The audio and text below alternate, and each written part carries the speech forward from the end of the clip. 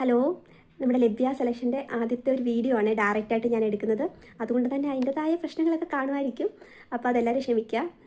ഞാൻ ഇന്ന് പറയാൻ ഉദ്ദേശിക്കുന്നത്, ഞാൻ കഴിഞ്ഞ ദിവസം ഒരു വീഡിയോ ഇട്ടില്ലേ, നമ്മൾ സൂററ്റ് വരുന്ന സമയത്ത് ശ്രദ്ധിക്കേണ്ട കാര്യം. അതായത് ഓട്ടോക്കാർ പറയുന്നിടത്ത് നമ്മൾ പോകരുതെന്ന്.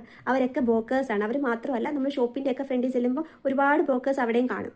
അപ്പം നമ്മൾ അങ്ങനെ നമുക്കൊരു ക്ലാരിറ്റി ഇല്ലെങ്കിൽ അവർ പറയുന്നിടത്ത് പോകുന്ന വഴി ശരിക്കും പറഞ്ഞാൽ നമ്മൾ പർച്ചേസ് ചെയ്യുന്ന പ്രൊഡക്റ്റിൽ നമ്മുടെ കയ്യിൽ നിന്നാണ് ആ ബ്രോക്കറിന് കൊടുക്കുന്ന പ്രൈസ് അവർ ചാർജ് ചെയ്യുന്നത്. കാരണം അവരിപ്പോൾ ഒരു 300 രൂപയുടെ ആണെന്നുണ്ടെങ്കിൽ ആ 300 രൂപയുടെ സാധനം നമുക്ക് തരുന്ന ബ്രോക്കർ ചാർജ് കൂടെ ചേർത്തിട്ടായിരിക്കും. അപ്പോൾ നമുക്ക് തന്നെയാണ് പൈസ കൂടുതലാവുന്നത്. അതുകൊണ്ട് തന്നെ ബ്രോക്കേഴ്സിനോട് പോകാത്തതാണ് നല്ലത്.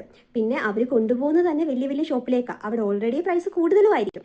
അപ്പം നമ്മൾ തന്നെ ഒരു റിസർച്ച് ചെയ്ത് എവിടെ പോകണം, യഥാർത്ഥ മാനുഫാക്ചേഴ്സിനെ സൂററ്റിൽ എവിടെയാണ് നമുക്ക് പോകേണ്ടത് എന്നൊക്കെ ഒരു ക്ലാരിറ്റിയോട് കൂടിയിട്ട് നിങ്ങൾ സൂററ്റിൽ വരുവാണെങ്കിൽ നിങ്ങൾക്ക് ആരുടെയും സഹായമില്ലാതെ തന്നെ പോകാൻ പറ്റും.